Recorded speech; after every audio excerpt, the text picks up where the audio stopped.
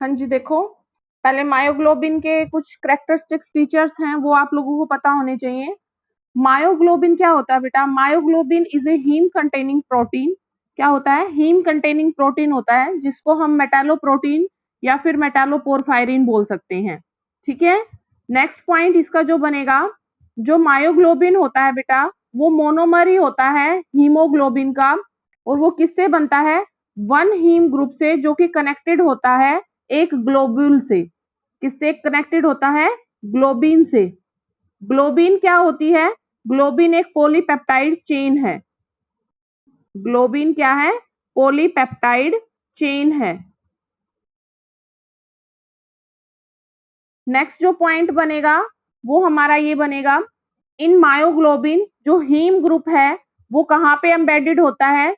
जो polypeptide chain की coiling होगी उसके बीच में कुछ क्रैक्स होते हैं बेटा, उनके बीच में एम्बेडेड फॉर्म में आपको मिलेगा हीम ग्रुप। तो in myoglobin heme group is embedded in the crack formed by the coiling of its polypeptide chain। ठीक है, नेक्स्ट जो पॉइंट होगा हमारा वो ये बनेगा, जो पॉलीपेप्टाइड चेन होती है मायोग्लोबिन में उसके पास 15 से लेके 160 अमाइनो एसिड रेजिड्यू हो सकते हैं। The polypeptide chain in myoglobin contain 15 to 160 amino acid residue. Okay, next जो पॉइंट होगा हमारा वो ये बनेगा, जो पॉलीपेप्टाइड चेन है मायोग्लोबिन की, जो कि कोऑर्डिनेट होती है किससे? Iron atom of heme group से। तो वहां पे आपके नाइट्रोजन एटम होते हैं किसके? हिस्टिडीन के। तो आपको ये जो स्ट्रक्चर दिखाई दे रही है स्क्रीन पे, इसमें आपका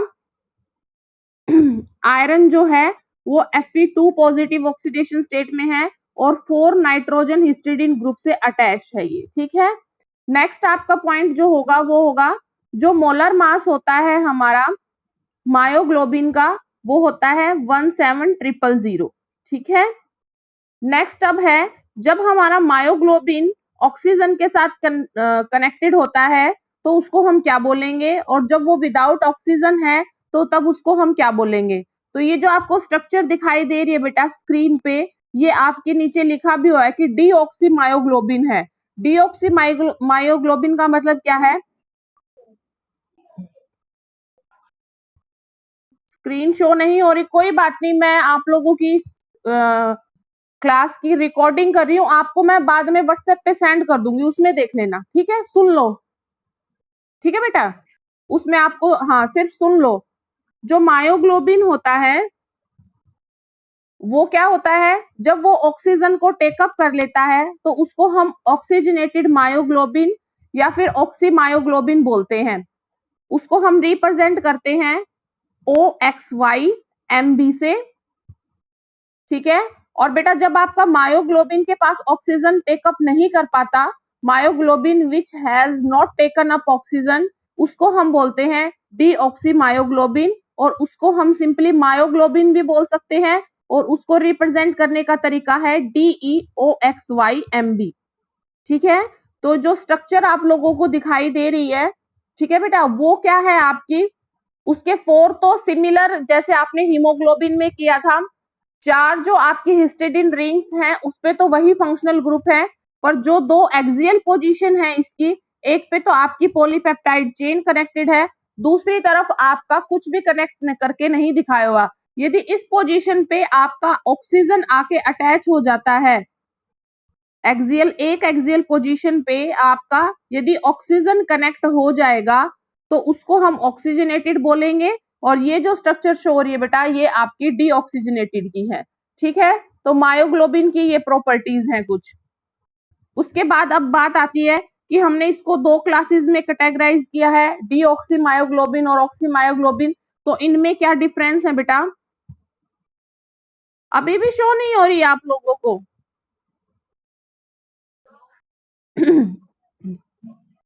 चलो कोई बात नहीं। नेक्स्ट देखो बेटा, जो डीऑक्सी मायोग्लोबिन होता है, पहले वो देखो उसके क्या क्या पॉइंट बनेंगे। जो डीऑक्सी मायोग्लोबिन है वो एक 5 कोऑर्डिनेट मॉलिक्यूल होता है। ये चीजें है ना आप नोट डाउन कर लो।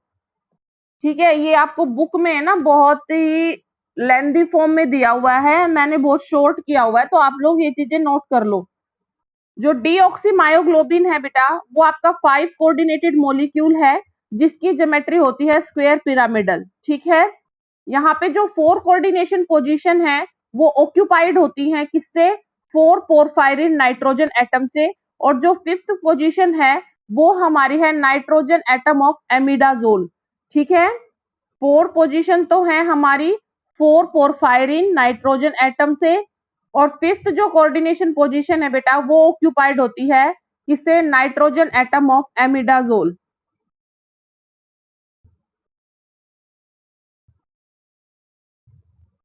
आपको स्क्रीन पे क्या शो हो रहा है? ब्लैक जो दिखाई देता वो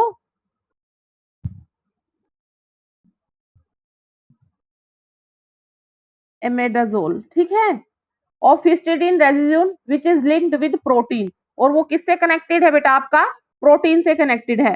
तो आपको जो स्क्रीन पे शो हो रहा है, कोई बात नहीं, आप लोगों को मैं रिकॉर्डिंग भेज दूंगी, आप एक बार सुनते जाओ।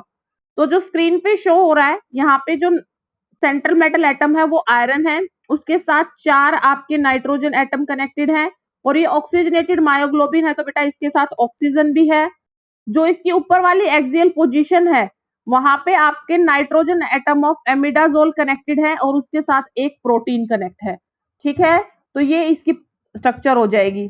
नेक्स्ट आपका है जो डीऑक्सीमायोग्लोबिन है, वो आपका वीक फील्ड होता है और हाई स्पिन कॉम्प्लेक्स होता है। क्या बोला मैंने? कि जो आपका डीऑक्सीमायोग्लोबिन है वो आपका वीक फील्ड होगा।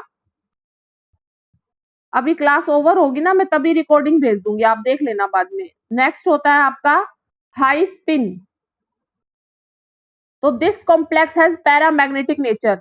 वीक फील्ड होने की वजह से और हाई स्पिन होने की वजह से क्या है? ये पैरामैग्नेटिक नेचर है। क्यों? क्योंकि इसके पास 4 क्या है? अनपेयर्ड इलेक्ट्रॉन होते हैं बेटा।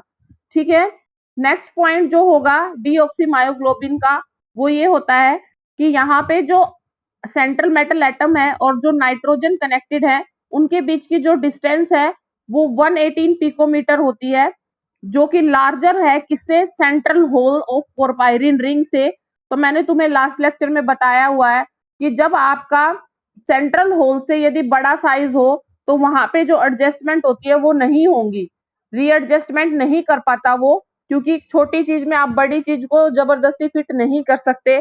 छोटी चीज रीएडजस्टमेंट करके सेटल डाउन हो सकती है पर बड़ी नहीं होगी बेटा। तो क्या होगा? जो आयरन है वो लाई करता है above the plane of 4 nitrogen atom, उनसे क्या करता है वो? अबो लाई करता है। ठीक है, तो ये हमारे कुछ पॉइंट डीऑक्सीमायोग्लोबिन के थे। नेक्स्ट हमारे पास ऑक्सीमायोग्लोबिन है। ऑक्सीमायोग्लोबिन आपका 6 कोऑर्डिनेट स्पीसीज होती है। ठीक है, और इसकी ज्योमेट्री जो होगी वो ऑक्ट्राहेड्रल ज्योमेट्री होती है। ठीक है, ऑक्ट्रा उसकी स्क्वायर पिरामिडल थी, इसकी ऑक्ट्राहेड्रल ज्योमेट्री है। यहाँ पे जो 5 कोऑर्डिनेशन पोजीशन है वो सिमिलर होती है किसके? जो डीऑक्सीमायोग्लोबिन की स्ट्रक्चर अभी हमने देखी है उसके। बस इसमें जो 6th पोजीशन है उस पे आपका ऑक्सीजन कनेक्ट हो जाएगा, डीऑक्सी में आपका ऑक्सीजन कनेक्टेड नहीं होता। ऑक्सीमायोग्लोबिन अब जो है वो स्ट्रॉन्ग फील्ड होगा और लो स्पिन होगा। क्या है? जस्ट उससे अपोजिट है बेटा, स्ट्रॉन्ग फील्ड है और लो स्पिन है, तो वो कॉम्प्लेक्स होगी हमारी डायामैग्नेटिक इन नेचर। और डायामैग्नेटिक का मतलब क्या है? उसके पास कोई अनपेयर्ड इलेक्ट्रॉन नहीं है। अब बात आ जाएगी जो आपका आयरन और नाइट्रोजन कनेक्टेड है उनके बीच की यदि आप डिस्टेंस देखोगे तो वो आपकी 200 पिकोमीटर है, जो कि क्या है? सेंट्रल होल है जो पोरफायरिन रिंग का उसके उससे मैच कर रही है। मैच कर रही है तो जो आपका सेंट्रल मेटल एटम है वो कोप्लेनर होगा आपका किसके साथ? नाइट्रोजन के साथ। तो यहाँ पे आपका जो स्ट्रक्चर है वो आपको स्क्रीन पे शो हो रहा है, वो आप देख लेना। ठीक है, नेक्स्ट अब हमारे पास यहाँ पे किसी तरह का कोई भी कंपनसेशन नहीं होता किसके ऊपर? जो आपकी पोरफायरिन रिंग है या फिर जो आपकी पॉलीपेप्टाइड चेन है उनके बीच में। क्यों? क्योंकि यहाँ पे जो डिस्टेंस है सेंट्रल होल की वो आपकी आयरन और नाइट्रोजन एटम के बीच की जो डिस्टेंस है उसके साथ मैच कर रही है। ठीक है, तो ये हमारे पास ऑक्सीजनेटेड और डीऑक्सीजनेटेड मायोग्लोबिन के बारे में कुछ पॉइंट्स हैं और उनकी स्ट्रक्चर है बेटा। ठीक है, नेक्स्ट अब इसका आ जाएगा हमारे पास oxygen binding curve. Oxygen binding curve यदि हम देखें तो जो मायोग्लोबिन होता है वो गुड बाइंडर होता है एज कंपेयर टू हीमोग्लोबिन के। तो यहाँ पे हम जब ग्राफ प्लॉट करते हैं वो किस किस के बीच में होता है, जो प्रेजेंट ऑक्सीजन है मायोग्लोबिन में और जो पार्शियल प्रेशर है ऑक्सीजन का। ठीक है, यहाँ पे हम पार्शियल प्रेशर लेंगे मसल्स में और पार्शियल प्रेशर इन लंग्स में।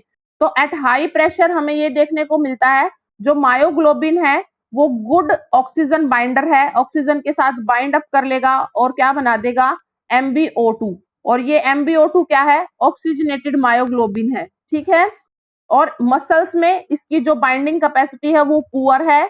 ठीक है, तो आप क्या बोल सकते हो, लंग्स में मायोग्लोबिन क्या हो जाता है, ऑक्सीजन के साथ रिएक्ट करके क्या बना देता है बेटा, ऑक्सीजनेटेड मायोग्लोबिन बन जाता है।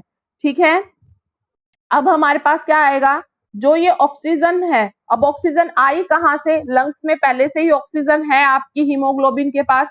तो oxygen liberated by haemoglobin is taken up by myoglobin. कहां से ऑक्सीजन मिली है मायोग्लोबिन को, हीमोग्लोबिन के से। जो हीमोग्लोबिन ऑक्सीजन लिबरेट करता है उसको टेकन अप कर लेता है कौन, मायोग्लोबिन, और उसके साथ रिएक्शन करके क्या बना देगा, ऑक्सीजनेटेड मायोग्लोबिन बना देगा। तो MbO2 की फॉर्मेशन हो जाएगी। अब क्या है, हमारी आर्टरीज हैं वहां पे ब्लड रन करता है थ्रू द टिश्यूज।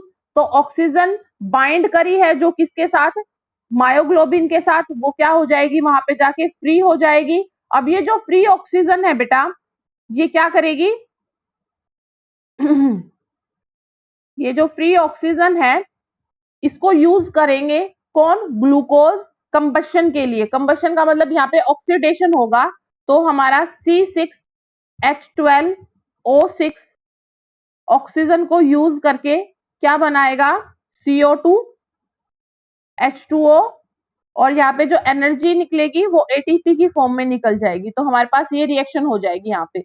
अब जो ये ATP मॉलिक्यूल है ये प्रोवाइड करवाते हैं किसी भी लिविंग ऑर्गेनिज्म को क्या बेटा, एनर्जी।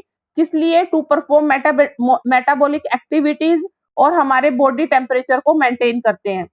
ठीक है, ऑक्सीजन जो यहाँ पे आपका सॉरी वाटर मॉलिक्यूल जो आपके यहाँ पे निकले हैं उनको हमारी बॉडी रिटेन कर लेती है, और जो CO2 बाहर निकली है वो कंबाइंड हो जाएगी किसके साथ, हीमोग्लोबिन के साथ, और क्या बनाएगी, कार्बा अमीनो हीमोग्लोबिन।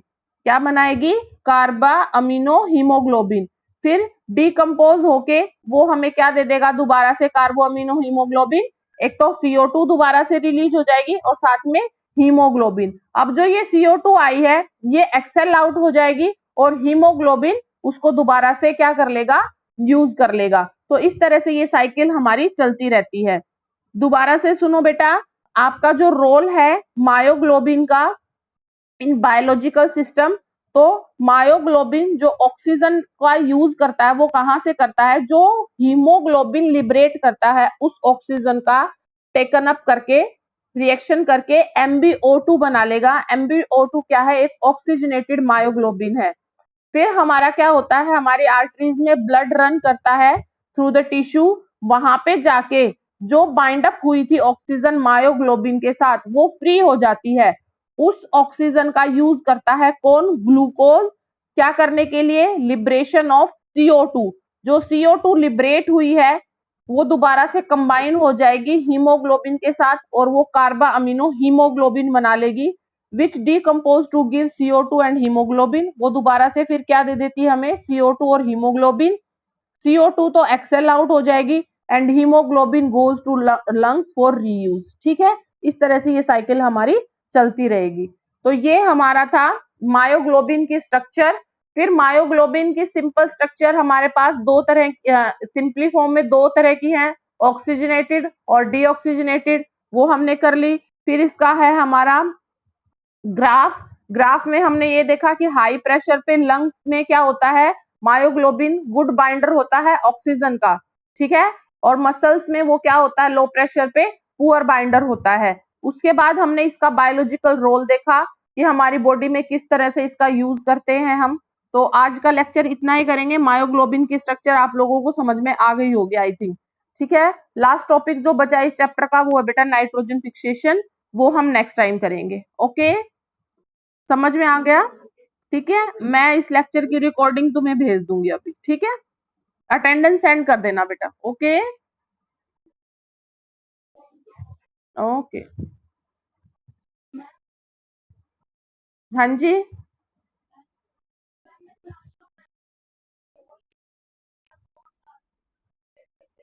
ठीक है बेटा, ओके कर देंगे। हाँ जी।